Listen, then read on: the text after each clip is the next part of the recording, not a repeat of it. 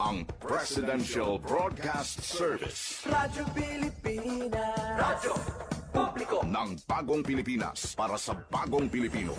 Naghahatid ng mahahalagang balita at impormasyon na uugnay ng pamahalaan sa sambayanan. Tulay sa himpapawid ng serbisyo publiko. Radyo Pilipinas. Radyo Publiko. Ang boses ng Pangulo. Sa Iloilo, Radyo Pilipinas. 585 AM. Oras sa Radyo Pilipinas, alas 4:08 na sa hapon. Gikan sa hulot balitaan sa PBS, Radyo Pilipinas, Iloilo. Gintipon sang bugos nga puwersa sa News and Public Affairs Division. Mga pagsaysay sa mga hitabo o aksyon, mga pananawan, kag desisyon, mga hibubunon sang napektuhan nga sektor, mga dalagpo nga balita diri sa Iloilo. Kag iban nga bahin sang Kabisayan nagkatungdan. Mga balita nga natipon sa sulod sang nagligad nga 24 oras. Inyo mabatian sa Headliners Was. Kagkaroon, yari ang inyo PBS News Team.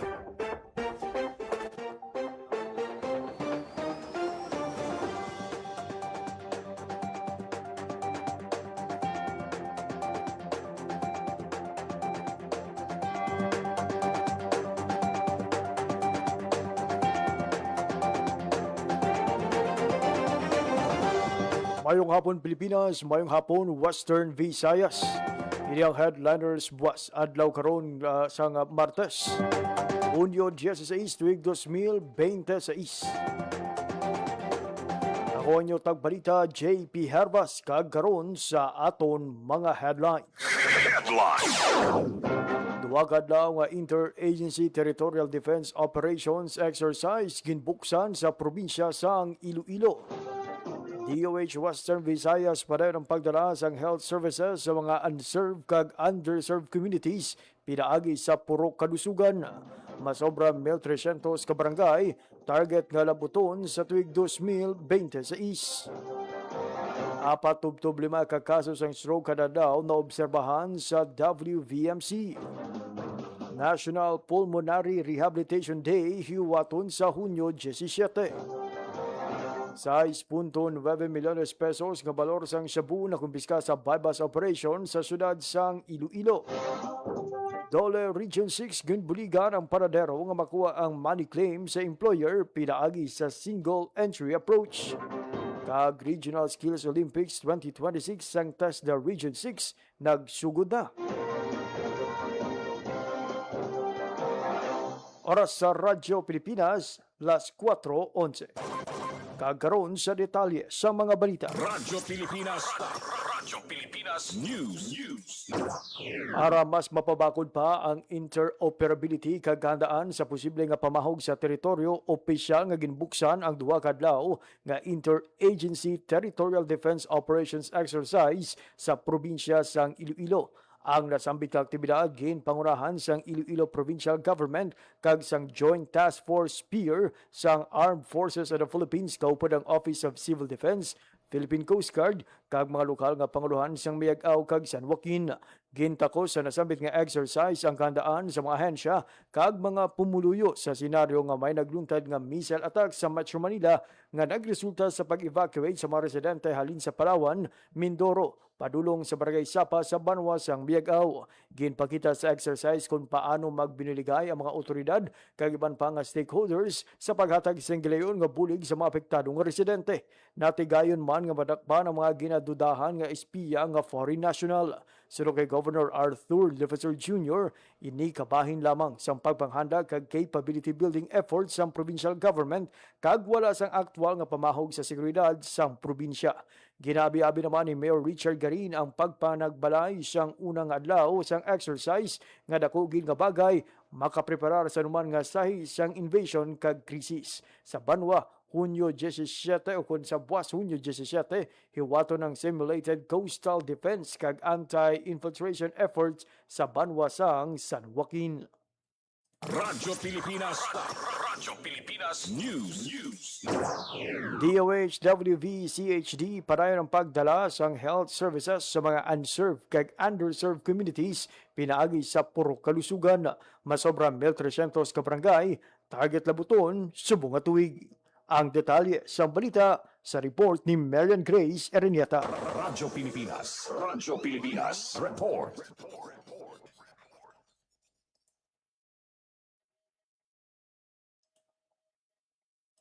Padayon ang pagdala sa mga nanunituhay nga health services ng Department of Health Western Visayas Center for Health Development sa mga makabig nga underserved, unserved communities for primary health care pinaagi sa puro kalusugan.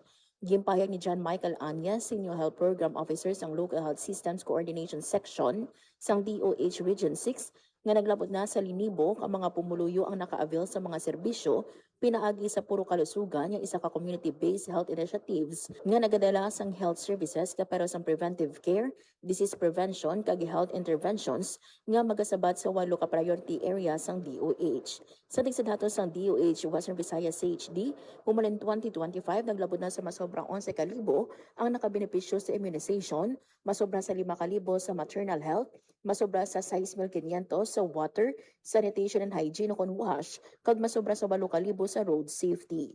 May masobra sa 60,000 naman ang nakabenepisyo sa non-communicable disease o NCDs program sa puro kalusugan, masobra sa 9,000 sa tuberculosis, human immunodeficiency virus kag acquired immunodeficiency syndrome, health services, kag masobra sa 40,000 sa nutrition programs. Sa ilan sang programa, may yara sa natumod nga 3,389 ka barangay sa probinsya sang Aklan, Antique, Capiz, Guimaras kag Iloilo, kung sa diin sa tuig 2025 may 540 ka underserved, unserved communities o UUC ang ginpadulungan sa puro kalusugan. Sin nga tuig, gimpahayag ni Anyas nga dalo ng puro kalusugan sa masobrang 1,300 ka UUC sa rehiyon sa East. Because for calendar year 2025, ma'am, as the puro kalusugan, a certain LGU must identify 3 barangays. So out of the 101 local government units, multiplied by 3, that's 303 barangays. And for calendar year 2026, we'll be increasing to 40% of the total barangays here in Western Visayas. So that's about 1,356 sites for 2026. 40% of 3,389 barangays in Western Visayas. Nabatian ang kabahin sa pahayag ni Anyes. Para sa Bagong Pilipinas, Marian Grace Ereniata, Radyo Pilipinas, Radyo Publiko. Radyo Pilipinas. Radyo Pilipinas News. Apat tubtob 5 ka kaso sang stroke kada adlaw na obserbahan sa Western Visayas Medical Center. Ang detalye sa balita sa report ni Hope Torrichante. Radyo Pilipinas. Radyo Pilipinas. Report.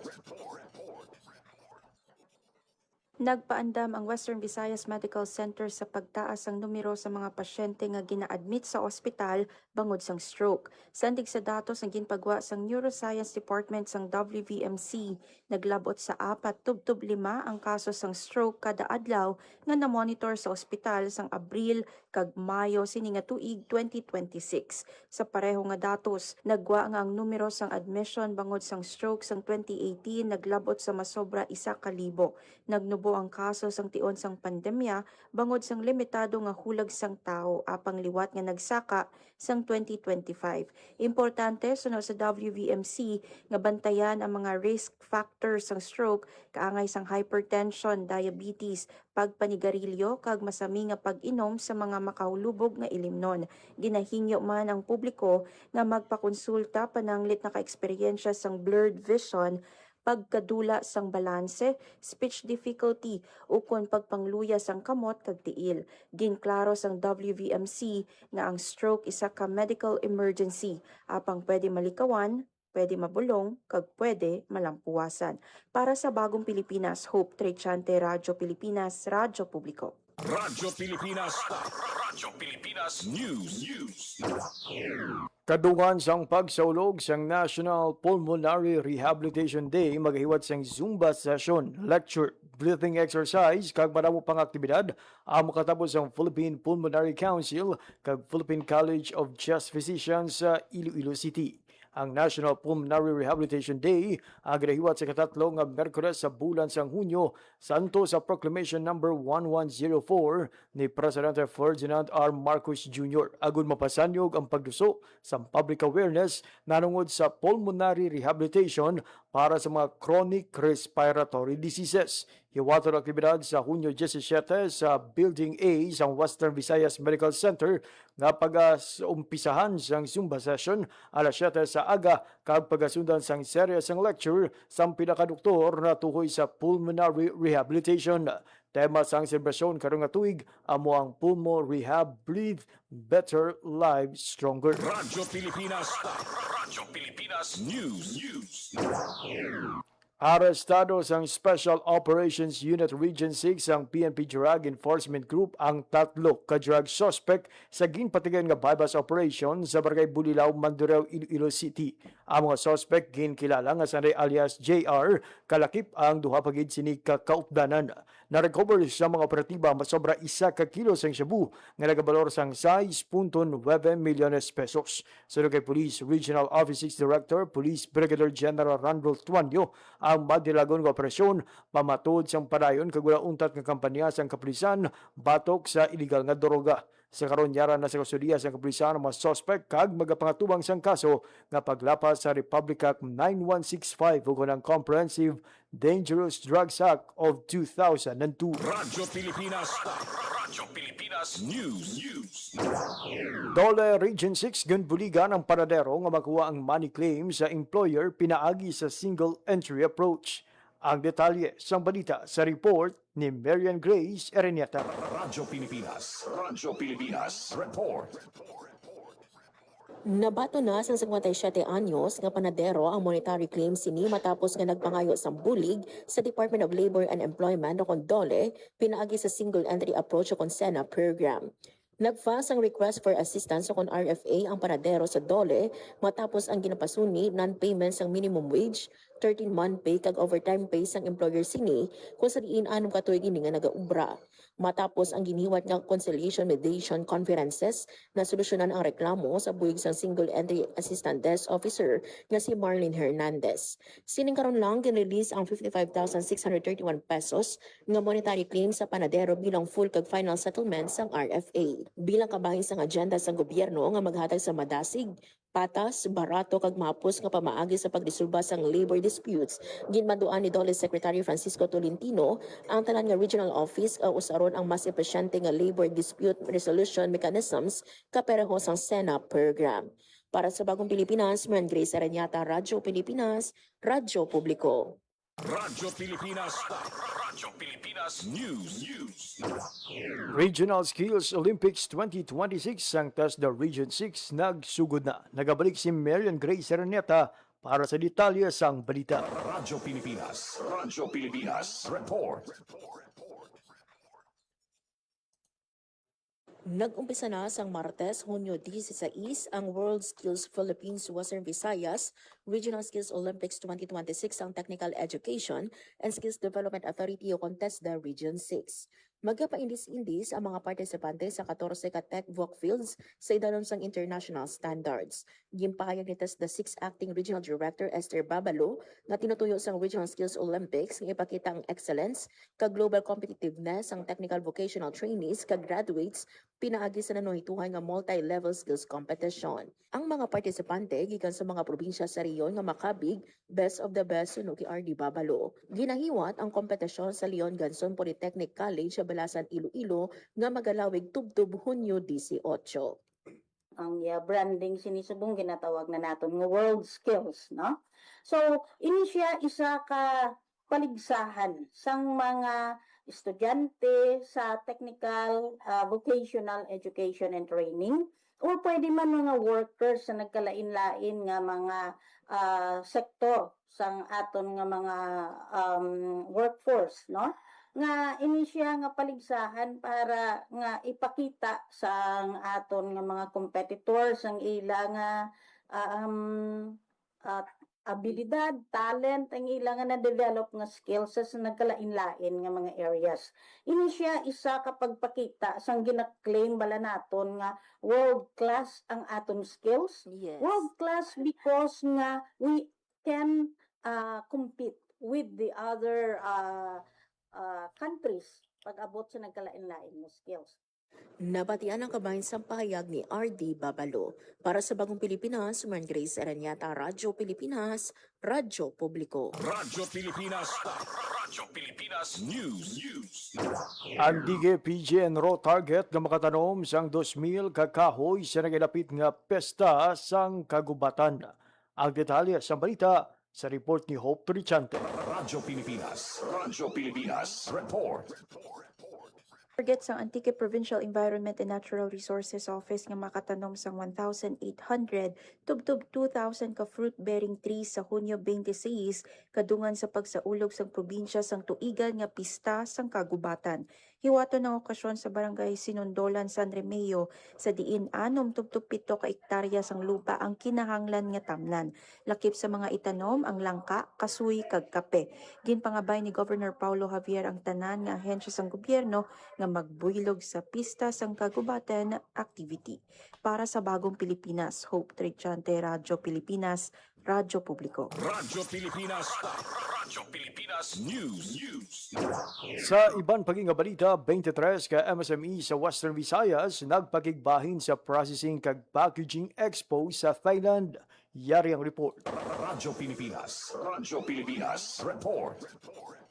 Nagpakigbahin sa ginhiwag na ProPac Asia 2026 sa Bangkok, Thailand ang 23 ka Micro, Small and Medium Enterprise o kon MSME na suportado sa Department of Trade and Industry Western Visayas o kon DTIWV. Ang ProPac Asia ay sa ka-international trade exhibition para sa processing, packaging, automation, logistics kag manufacturing technologies. Nakip sa mga gin-highlight sa aktibidad ang mga latest industry insight, trend kag mga teknolohiya. Nagpabutyag naman ang DTIWV sa ila excitement nga makita kung paano gamiton sa mga MSME ang ilang mga natunan nga teknolohiya kag partnership sa ila tagsa ka produkto lokal. Sa 23 ka delegasyon sa Western Visayas, 3 ang nagaling sa Aklan, 4 sa Antique, 2 sa Capiz, 2 sa Guimaras, 5 sa Iloilo, kag 22 kiban pa sa Negros Occidental. Para sa Bagong Pilipinas, JP Harvas, Radyo Pilipinas, Radyo Publiko. Radyo Pilipinas. Radyo Pilipinas News. Labing una nga IPM Center Hybrid Rice Techno Demo Farm Project sa probinsya sang Iloilo, ginhiwat sang DA sa Balasan. Yari ang report. Radyo Pilipinas. Radyo Pilipinas. Report. Ginhiwat sa Banwasang Balasan ang labing una nga Integrated Pest Management kon IPM Center Hybrid Rice Techno Demo Farm Project sa probinsya sang Iloilo. Ang programa nga ginpakigbahinan sa 89 ka manghuma nagsugod sining Hunyo kag magapadayon tubtub sa Setyembre. Suno kay Ryan Rasgo, hepe sang Field Operations Division sang DA Western Visayas, isa sa mga katuyuan sang proyekto ang pagtudlo sa epektibo nga pagtapna kag pagdumala sa mga peste kag balatian nga nagadugang sang kalitan sa mga talamnan nga nagapekto sa kalabuon kag kalidad sang ani sang palay. Samtang ginpahayag man ni Cherry Tyson, hepe sang Regional Crop Protection Center nga kinahanglan sundon sa mga manghuma ang mga integrated pest management strategies lakip na ang paggamit sang biological control agent agud madumala sang husto ang mga nagapangunang nga peste sa hybrid nga palay. Para sa Bagong Pilipinas, JP Harvas, Radyo Pilipinas, Radyo Publiko. Radyo Pilipinas. Radyo Pilipinas News. Headline inflation sa Western Visayas nagsaka sa 6.8% sang Mayo. Yari ang report. Radyo Pilipinas. Radyo Pilipinas. Report. Nagsaka sa 6.8% ang headline inflation sa Western Visayas sang Mayo, halin sa 6.6% nga nabalag sa Abril. Sunod sa Philippine Statistics Authority kung PSA Western Visayas, ang pagsaka sa inflation sang Mayo tuga sang mas madasig nga pagsaka sang annual growth sa index sang food and non-alcoholic beverages nga nagdangat sa 5.7% halin sa 4.9% sa Abril. Ini ang ginsundan sang restaurant and accommodation services kag furnishing, household equipment kag routine household maintenance. Nakitaan man sa mas mataas nga inflation ang commodity groups sang alcoholic beverages and tobacco, clothing and footwear, health kag information and communication. Samtang mas madubo naman ang inflation sa indices ng housing, water, electricity, gas, and other fuels, recreation, sports and culture, kag personal care and miscellaneous goods and services. Wala naman sang pagbago sa inflation rate sa education services kag financial services. Sa mga probinsya, lunsad agsakang inflation rate sang tanang nga probinsya sa rehiyon sang nagligad nga Mayo, magluwas sa Iloilo nga nagdubo sa 7.2% halin sa 7.4% sa Abril. Samtang ang Iloilo City napabilin sa 6% ang inflation rate. Panugyan sang PSA Western Visayas sa publiko, magkinot-anay kag iprioridad nga baklon ang mga labing importante nga kinahanglanon. Para sa Bagong Pilipinas, JP Harvas, Radyo Pilipinas, Radyo Publiko. Radyo Pilipinas. Radyo Pilipinas News. Operasyon sa mga transport co-op hindi pa 100% sunod sa WVATCCI. Ang detalye sa balita sa report ni Janelle Baclay. Radyo Pilipinas. Radyo Pilipinas Report.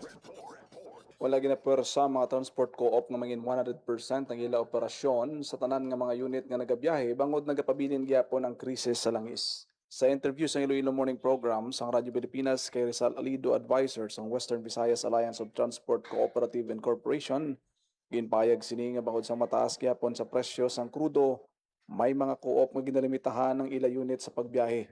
Apang subong nga nagbukas ang klase, gindugangan sa mga transport co-op ang ila unit nga nagabiyahe labi na kung peak hours sa aga bangod sa pagdugok sa mga pasahero labi na sa adlaw sang Lunes. Nagalaw naman ang WVATCCI nga mag-rollback pa ang diesel agod maengganyo nga mag-full operation ang biyahe sang jeep. Ginpasalamatan naman sang alyansa ang ginpanagtag nga fuel assistance para sa mga drivers kag operators nga nakabulig sa palasanon sa mga driver sa mataas nga presyo sang krudo. Lakip diri ang pag-avail sang service contracting program, 10 pesos per liter discount sa mga accredited nga gasolinahan, kag dole tupad program para sa mga drivers. Para sa Bagong Pilipinas, Janelle Baclay, Radyo Pilipinas, Radyo Publiko. Radyo Pilipinas. Radyo Pilipinas News.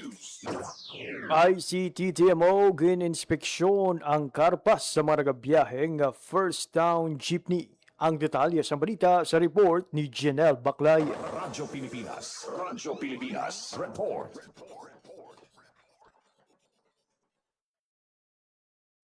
Nagpatigayon sang inspeksyon ng mga personnel sang Iloilo City Traffic and Transportation Management Office sa pila ka mga jeepney drivers labi na sa ginapatuman nga car pass system.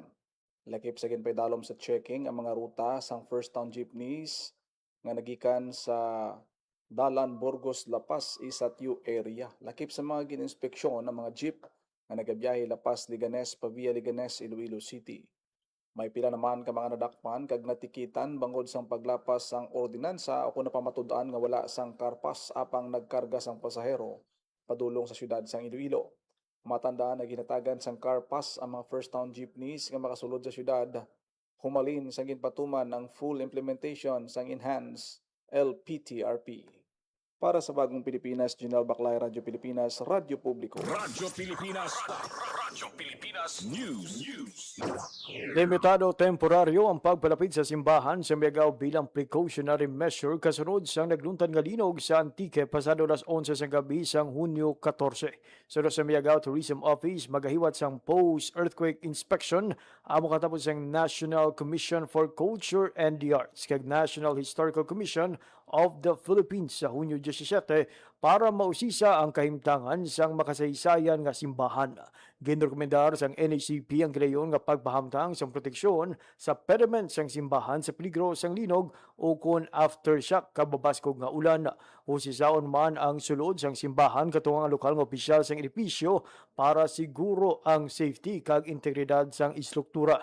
Ginapakabay naman ang publiko nga magbuylog kag magsunod sa ginapatuman nga mga tikang samtang ginakulat ang resulta sa mas maidin nga inspeksyon sang mga eksperto. Kung maduluman pasado las 11 sang gabi sang Hunyo 14, nakamonitor sang magnitude 4.9 nga linog ang DOST PHIVOLCS sandig sa Earthquake Information Number 2 sang ahensya. Radyo Pilipinas. Radyo Pilipinas News. Sa kaangot nga balita, Radyo Pilipinas. Radyo Pilipinas News. Safe kag bukas para sa publiko ang Miag-Out Church. Ini ang pahayag ni Mayor Richard Garin kasunod sang minor damages sang simbahan bangod sang magnitude 4.7 nga linog sang Domingo, Hunyo 14. Sunod sa alkalde as of June 16, bukas ang simbahan para sa tanan nga luyag magsimba, magsulod kag magbisita. Kidetalye ni Mayor Garin nga sang nagluntad ang linog, ginabanta 2 ka square meters ang plastering sang cover ang nakakas nga nahamtang sa danom sang cross sa likod nga porosyon kag ini ang nagkalahulog sa top. Wala naman sang nasamaran sa natabo nga linog. Samtang magahiwat naman sang post-earthquake inspection ang makatapos sang NCCA kag NHCP sa Miag-Out Church. Radyo Pilipinas. Radyo Pilipinas News. Nag-courtesy call si Police Regional Office 6 Director Police Brigadier General Randolph Tuanyo kay Miag-Aw Mayor Richard Garina. Naistoryahan sang duwa ka opisyal ang padayon nga pagpabaskog sang koordinasyon sa tunga sang PNP kag local government unit agud matutukan pa ang Peace and Order Initiative, Public Safety Program kag iban pa nga programa para sa mas malinong kag matawhay nga komunidad para sa mga Miag-Awanon. Gintagan og talupangod sang PRO6 nga sa masangkad nga koordinasyon sang kapulisan kag LGU mamintenar ang seguridad sa bilog nga pungsod. Nagapati naman si Mayor Richard Garin nga kung may kalinong kagkatawhay ang isa ka lugar, mas talunsay ang pagdulong sa mga programa kag proyekto para sa mga pumuluyo. Radyo Pilipinas. Radyo Pilipinas News.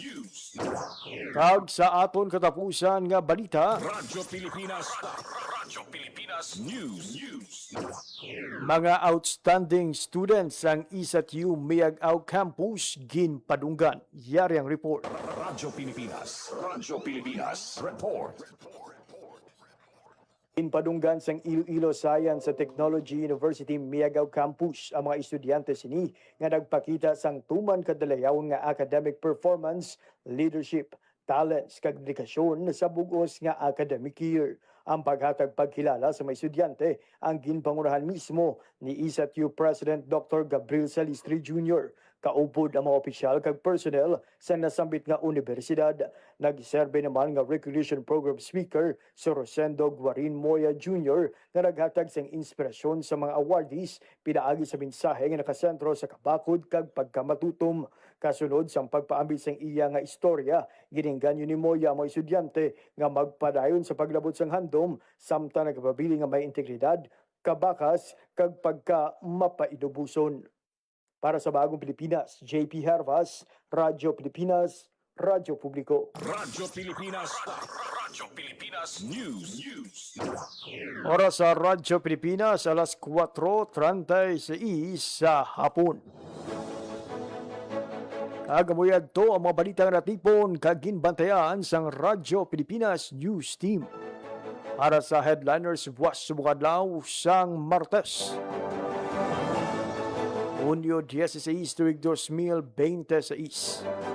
Sa ngalan sang akon mga katuwang technical, Miss Engineer Roy Louie Kaipang sa studio, kag Mr. Vermore Ventura sa transmitter.